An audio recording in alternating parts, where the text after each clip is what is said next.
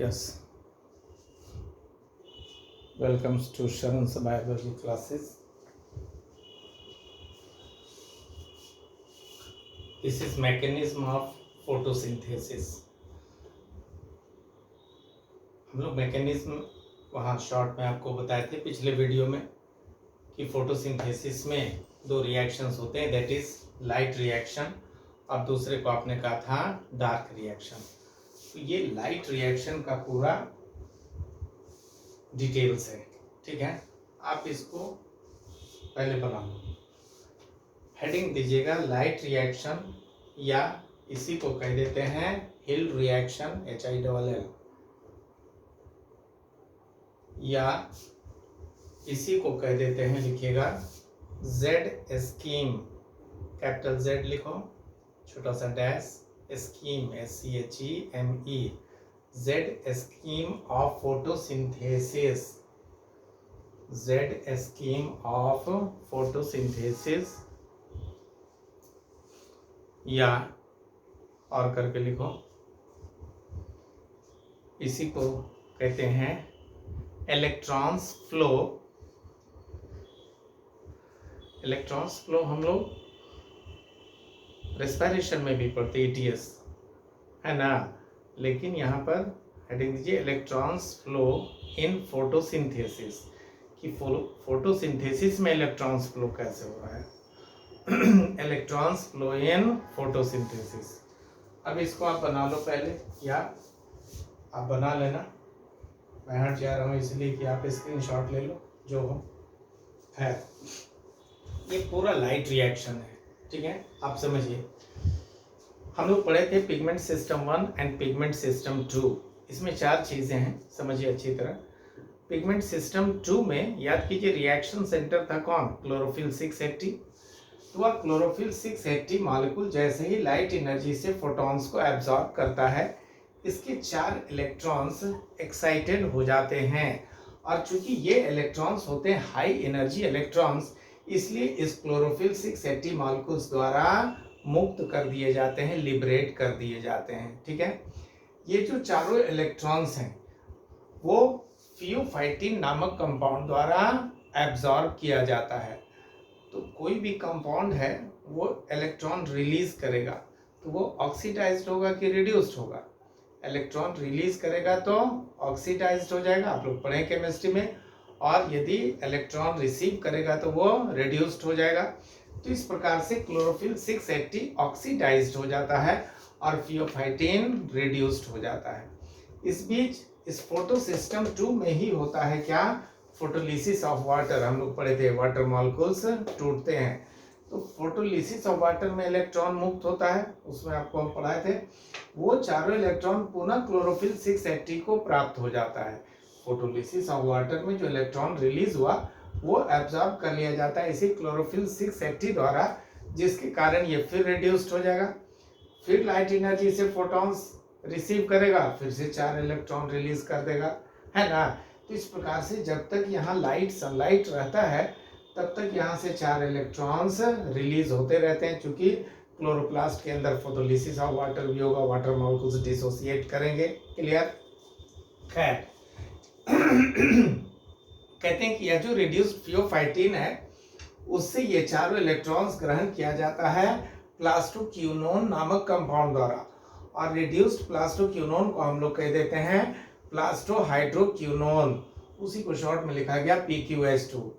From reduced PQS2 the electrons are transferred to cytochrome F। इससे जो चारों electron है वो ग्रहण कर लिया जाता है साइटोक्रोम F द्वारा, और रिड्यूस्ड साइटोक्रोम F से ये चारों इलेक्ट्रॉन ग्रहण किया जाता है प्लास्टोसायानिन नामक कंपाउंड द्वारा, और अल्टीमेटली अंततः इस रिड्यूस्ड प्लास्टोसाइनिन से ये जो चारों इलेक्ट्रॉन से वो ग्रहण कर लेता है कौन, P700 मॉलिक्यूल, क्लियर। तो इलेक्ट्रॉन्स का यह जो फ्लो है, आपने कहा क्लोरोफिल 680 से रिलीज हुआ, तो इलेक्ट्रॉन्स का यह जो फ्लो है इसे ही हम लोग कह देते हैं क्या, फोटोसिस्टम 2, या इसी को लिखते हैं PS2, या इसी को कहते हैं फोटोटैक्ट 2, क्लियर। अब आइए फोटो सिस्टम 1, याद कीजिए पिगमेंट सिस्टम 1 में रिएक्शन सेंटर था कौन, P700। तो यह क्लोरोफिल का P700 मॉलिक्यूल, चूंकि इसको तो इलेक्ट्रॉन मिला हुआ है फोटो सिस्टम 2 से, तो ये रिड्यूस्ड हो जाएगा। खैर, ये भी जब लाइट एनर्जी से फोटॉन्स को एब्जॉर्ब करता है, इसके भी 4 इलेक्ट्रॉन्स एक्साइटेड हो जाते हैं, और चूंकि ये इलेक्ट्रॉन्स होते हैं हाई एनर्जी इलेक्ट्रॉन्स, इसलिए इस क्लोरोफिल मॉलिक्यूल द्वारा मुक्त कर दिए जाते हैं। ये चारों हाई एनर्जी इलेक्ट्रॉन्स जो हैं वो iron sulphur protein complex compound द्वारा रिसीव किया जाता है, जिसे हम लोग कह देते हैं AFES, उसे हम लोग लिखते हैं AFES। इस रिड्यूस्ड AFES से पुनः चारों इलेक्ट्रॉन्स जो हैं वो ग्रहण किया जाता है फेरेडॉक्सिन द्वारा, और रिड्यूस्ड फेरेडॉक्सिन से चारों इलेक्ट्रॉन ग्रहण करता है FAD। FAD का full form flavin adenine dinucleotide. तो इलेक्ट्रॉन तो ग्रहण कर लिया। इस बीच फोटोलिसिस ऑफ वाटर में जो हाइड्रोजन आयंस लिबरेट हुआ, ये हाइड्रोजन आयंस भी जो है वो जाकर रिएक्ट कर जाता है इसी FAD से, जिससे निर्माण हो जाता है FADH2 का, रिड्यूस्ड हो गया। FADH2 से पुनः चारों इलेक्ट्रॉन और हाइड्रोजन आयन ग्रहण कर लेता है कौन? NADP। NADP का फुल फॉर्म हम लोग लिखे थे निकोटिनामाइड एडेनिन डाइन्यूक्लियोटाइड फॉस्फेट। तो ये NADP ग्रहण करता है, जिससे निर्माण हो जाता है NADPH2 का। क्लियर? इलेक्ट्रॉन्स का यह जो वे है, इलेक्ट्रॉन्स का यह जो फ्लो है, इसी को हम लोग कह देते हैं फोटो सिस्टम 1, या इसी को लिखते हैं PS1, या इसी को कहते हैं फोटोटैक्ट 1। दो चीजें हुई। इलेक्ट्रॉन का यह जो फ्लो है, इसे आपने कह दिया फोटो सिस्टम 2।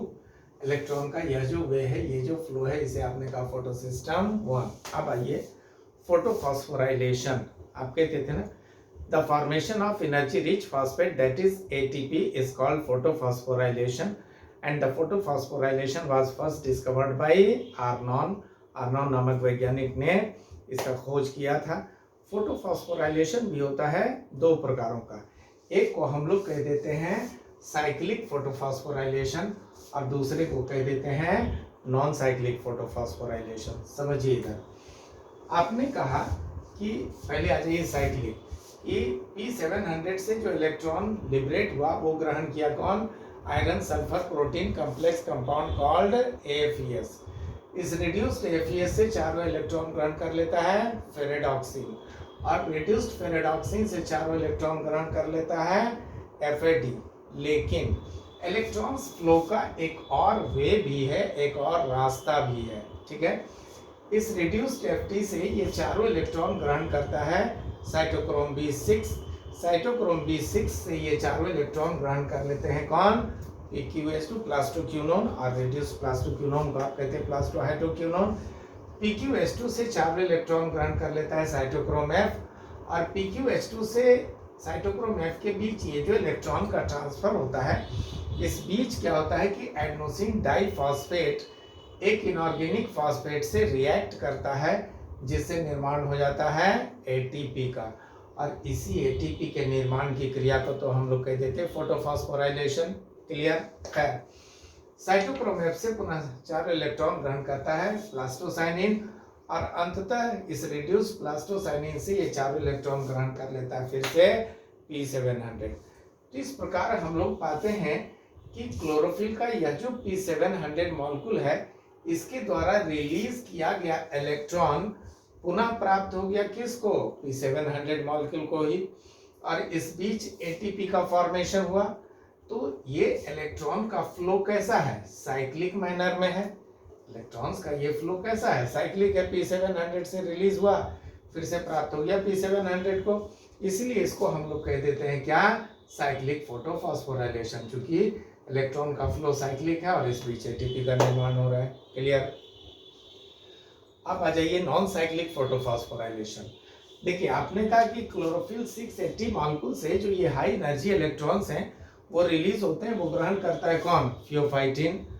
थियोफाइटिन से आपने कहा ये चारों इलेक्ट्रॉन ग्रहण करता है प्लास्टोक्यूनोन, और PQS2 से ये चारों इलेक्ट्रॉन ग्रहण कर लेता है साइटोक्रोम F। PQS2 से साइटोक्रोम F के बीच यह जो है पुनः इलेक्ट्रॉन का ट्रांसफर होता है, इस बीच एडेनोसिन डाइफॉस्फेट एक इनऑर्गेनिक फॉस्फेट से रिएक्ट करेगा तो निर्माण कर देगा ATP का। क्लियर? साइटोक्रोम F से पुनः चारों इलेक्ट्रॉन ग्रहण कर लेता है प्लास्टोसाइनिन, और अंततः इस रिड्यूस प्लास्टोसाइनिन से ये चारों इलेक्ट्रॉन ग्रहण कर लेता है कौन, P700। क्लियर। तो इस प्रकार हम लोग पाते हैं कि क्लोरोफिल 680 द्वारा जो लिबरेटेड इलेक्ट्रॉन है वो अंततः प्राप्त हो गया किसको, P700 मॉलिक्यूल को। फिर से तो क्लोरोफिल 680 को मिला नहीं, तो इलेक्ट्रॉन का फ्लो कैसा है, ये नॉन साइक्लिक मैनर में है और इस बीच एटीपी का निर्माण हो रहा है, इसीलिए इसको हम लोग कह देते हैं क्या, नॉन साइक्लिक फोटोफॉस्फोराइलेशन। क्लियर। 4 चीजें हुई, ये पिगमेंट सिस्टम 1, ये pigment system 2, clear, sorry photo system 1, photo system 2, ये हो गया साइक्लिक फोटोफॉस्फोराइलेशन क्योंकि एटीपी का फॉर्मेशन हुआ, और ये हो गया नॉन साइक्लिक फोटोफॉस्फोराइलेशन। क्लियर। ये पूरा हो गया लाइट रिएक्शन।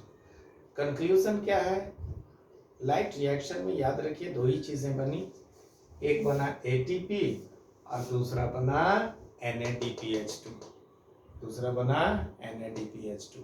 क्लियर। इसको बना लीजिएगा, समझिए अच्छी तरह, है ना। फिर अगले क्लास में देखते हैं हम लोग डार्क रिएक्शन डिटेल से। तब तक बाय बाय।